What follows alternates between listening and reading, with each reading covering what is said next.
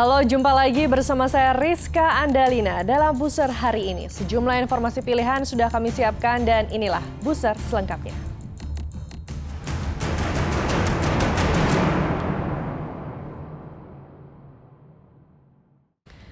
Informasi pertama, saudara, kerap meresahkan masyarakat Kota Bekasi. Pelaku begal dibekuk Satuan Reskrim Polres Metro Bekasi Kota. Dalam menjalankan aksinya, pelaku kerap menggunakan senjata tajam untuk mengancam korbannya. Pelaku ditangkap setelah aksinya di sebuah warung kopi terekam CCTV. Dari hasil rekaman CCTV yang terpasang di sebuah warung kopi di Kampung Pedurenan, Jalan Haji Bori, Kelurahan Jatiluhur, Kecamatan Jati Asih, Kota Bekasi, Jawa Barat, dua pelaku melakukan aksi perampasan ponsel milik seorang pengunjung warkop dengan menggunakan senjata tajam beberapa hari lalu. Berbekal rekaman CCTV, Satreskrim Polres Metro Bekasi Kota menangkap seorang pelaku berinisial MFP. Dari hasil pemeriksaan polisi, pelaku juga ternyata melakukan aksi pembegalan pengendara sepeda motor di Jalan Pangkalan 1 Bantar Gebang, Bekasi, Jawa Barat. Korban dipepet dan diancam menggunakan senjata tajam dan terpaksa menyerahkan sepeda motornya. Dari tangan tersangka, polisi menyita senjata tajam jenis pisau, topi yang digunakan saat melakukan aksi perampasan telepon genggam, sepeda motor milik korban, dan surat-surat kendaraan bermotor. Dua orang pelaku, satu pelaku menggunakan sweater warna abu-abu, dan satu lagi menggunakan sweater baju hitam. Kemudian pada saat itu pelaku sweater abu-abu merampas handphone dan pelaku sweater hitam mengancam dengan senjata tajam jenis celurit, sehingga korban takut dan menyerahkan satu unit handphone Samsung kepada pelaku. Selanjutnya pelaku melarikan diri dari TKP. TKP yang kedua yaitu di Bantar Gebang yang terjadi pada hari Jumat, hari Senin tanggal 1 April 2024 sekira pukul 03.00. Tempat kejadiannya di Jalan Raya Pangkalan 1, Kecamatan Bantar Gebang. Polisi masih memburu dua pelaku lain berinisial AD alias Ambon dan RN yang masuk dalam daftar pencarian orang. Untuk mempertanggungjawabkan perbuatannya, tersangka terancam pasal 365 KUHP tentang pencurian dengan kekerasan, yang ancaman hukumannya 12 tahun penjara. Awang Darmawan melaporkan dari Bekasi, Jawa Barat. Kepergok mencuri ponsel, satu dari dua pelaku di Kota Palembang, Sumatera Selatan dihakimi warga Selasa siang. Beruntung nyawanya berhasil diselamatkan anggota TNI dan polisi yang mendatangi lokasi kejadian. Namun satu pelaku lain kabur. Warga yang geram dan emosi menghakimi satu dari dua pencuri ponsel yang tertangkap tangan. Pria ini ditangkap saat mencuri ponsel milik seorang warga di kawasan Jalan Banten, Kecamatan Seberang Ulu 2, Palembang.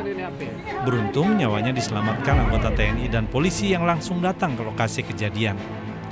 Pelaku bernama Andre ini tertangkap tangan mengambil ponsel dari dalam tas milik seorang pemuda yang sedang berada di kios pulsa.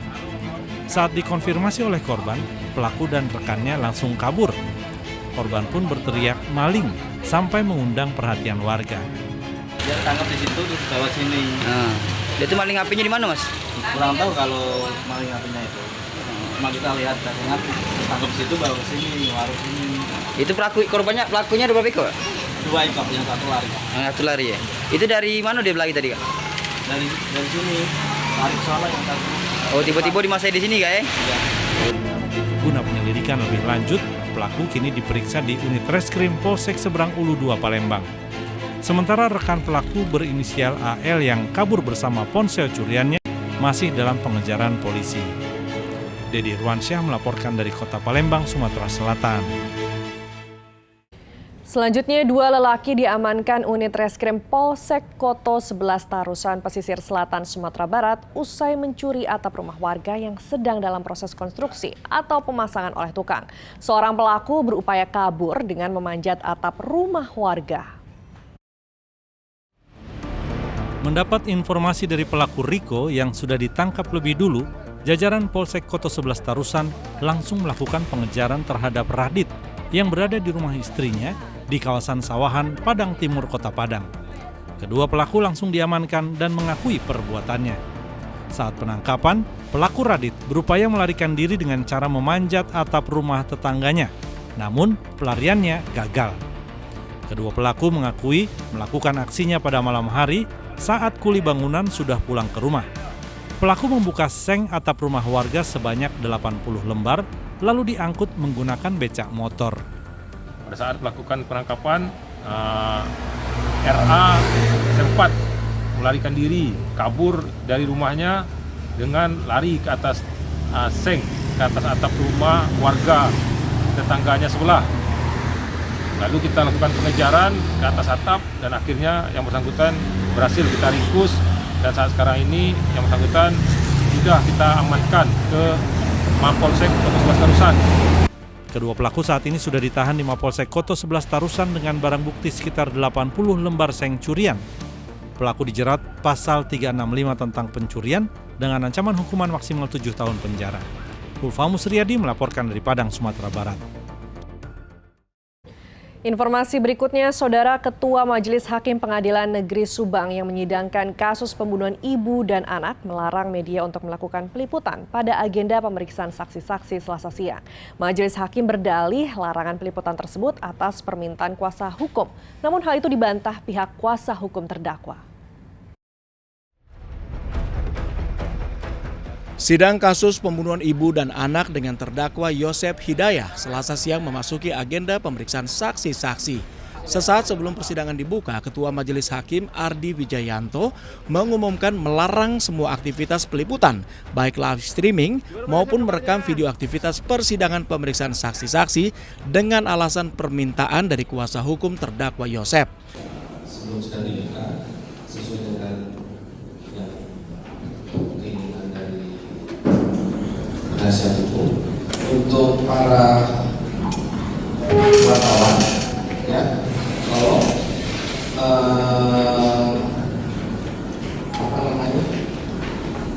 dilarang untuk melakukan live streaming, ya, silakan di luar, ya. Namun ketika dikonfirmasi, pihak kuasa hukum terdakwa Yosep mengaku tidak pernah mengajukan permintaan pelarangan peliputan. Kuasa hukum terdakwa justru kaget dengan pernyataan majelis hakim tersebut karena seharusnya sidang ini terbuka untuk umum. Tadi ada pernyataan dari majelis yang melarang peliputan atas permintaan dari kuasa hukum. Itu benar nggak, Pak? Kami tidak pernah meminta teman-teman media tidak masuk. Ya, kami hanya meminta kepada majelis fotokopi berkas acara. Jadi kami tidak meminta pelarangan itu. Saya tidak tahu kalau misalnya ketua majelis menyampaikan ke saya tidak tahu maksudnya apa, karena kami tidak pernah mengajukan permohonan apapun selain permintaan berkas. Kami tidak pernah berbicara dengan pihak majelis. Humas Pengadilan Negeri Subang, Jawa Barat, Muhammad Iqbal menjelaskan larangan peliputan pada persidangan pemeriksaan saksi tertuang pada Kitab Undang-Undang Hukum Acara Pidana atau KUHAP pasal 159. Majelis Hakim khawatir apabila ada informasi yang bocor atau keterkaitan saksi satu dengan yang lain jika dilakukan peliputan. Kedepannya selama persidangan, pemeriksaan saksi-saksi tidak diperkenankan untuk melakukan peliputan. Itu kewenangan majelisnya lah ya. Nanti gimana itu majelisnya yang ini masalah peliputannya apakah boleh kami merekam langsung, nanti kewenangan dari majelis persidangan itulah ya. Yang jelas di sini sesuai dengan pasal yang saya sebutkan tadi itu kan saksi satu dengan lain tidak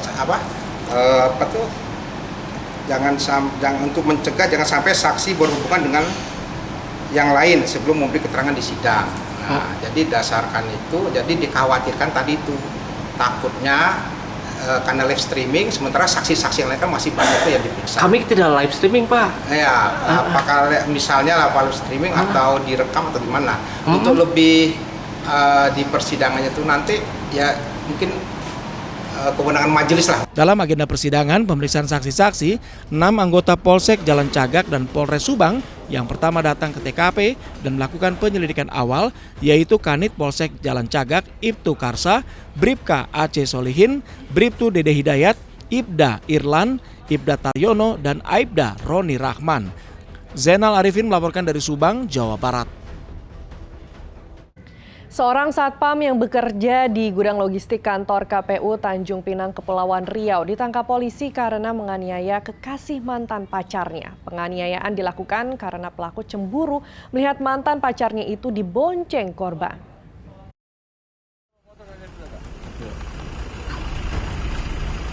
Pemuda bernama Devi Agustian ini ternyata belum bisa move on setelah melihat Nurjana, sang mantan pacar, berboncengan dengan kekasih barunya. Tanpa berpikir panjang, pelaku tiba-tiba mendatangi keduanya dan langsung melayangkan tinjunya ke wajah korban berinisial D, kekasih baru sang mantan. Saat ditangkap di tempatnya bekerja sebagai satpam gudang logistik KPU Kota Tanjung Pinang, pelaku hanya bisa pasrah. Dari hasil pemeriksaan, penganiayaan itu berawal saat pelaku yang sedang patah hati berniat untuk balikan. Namun setelah melihat mantan kekasihnya berboncengan dengan seorang laki-laki, pelaku cemburu buta dan menganiaya korban dengan tangan kosong. Motifnya terlapor cemburu dan sakit hati hingga memukul korban dengan tangan kosong ke arah pelipis dan mata korban, sehingga mengalami luka robek. Cemburunya kenapa? Cemburunya karena saudara Nurjana atau mantan kekasihnya berpacaran lagi dengan salah seorang dengan korban, yaitu Saudara Daniel. Akibat penganiayaan tersebut, korban mengalami luka robek di pelipis kiri dan lebam di mata kiri. Pelaku dijerat pasal 351 KUHP tentang penganiayaan dengan ancaman 2 hingga 8 tahun penjara. Aulia Ihsan melaporkan dari Tanjung Pinang, Kepulauan Riau.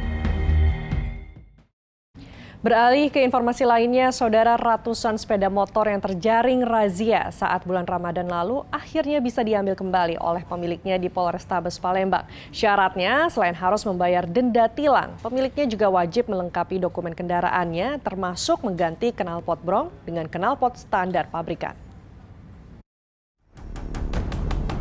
Sejumlah pemilik sepeda motor ini datang ke Polrestabes Palembang pada Selasa pagi. Mereka hendak mengambil kembali kendaraannya yang terkena tilang polisi. Meski demikian, sejumlah syarat harus dipenuhi pemiliknya agar dapat membawa pulang kembali sepeda motornya, seperti membayar denda tilang, membawa dokumen resmi kendaraan, dan mengganti knalpot brong atau bising dengan knalpot standar pabrikan. Ratusan sepeda motor ini terjaring razia polisi di sejumlah titik di Kota Palembang saat bulan Ramadan lalu. Dalam razia tersebut, polisi mengamankan 150 unit sepeda motor yang tidak dilengkapi surat-surat dan menggunakan knalpot brong atau bising. Lagi proses ngelengkapin motor-motor yang tidak lengkap sebelumnya. Apa aja yang abang lengkapi, Bang? Yang jelas dari plat nomor, knalpot kita balik standar lagi karena sebelum pakai knalpot racing kan. Iya. Jadi kita kaca-kaca spion. Oh gitu. Ini kenapa bisa diamankan sama polisi, Bang? Karena menggunakan knalpot brong. Oh gitu saat itu. Oke, udah berapa lama di sini, Bang, motornya? Udah 1 bulan. Oh, berarti dari sebelum Lebaran tuh. Oh ya. Knalpot brong yang sudah diganti dengan knalpot standar akan disita polisi untuk dimusnahkan. Tindakan ini dilakukan untuk memberikan efek jerah agar pengguna knalpot brong di Kota Palembang berkurang signifikan. Dedi Ruansyah melaporkan dari Kota Palembang, Sumatera Selatan. Ya, saudara, demikian Buser hari ini. Anda juga bisa menyaksikan Buser melalui akun TikTok Buser SCTV serta YouTube Liputan SCTV. Jangan lupa subscribe dan selalu waspada karena kejahatan ada di sekitar kita. Sampai jumpa. Salam SCTV.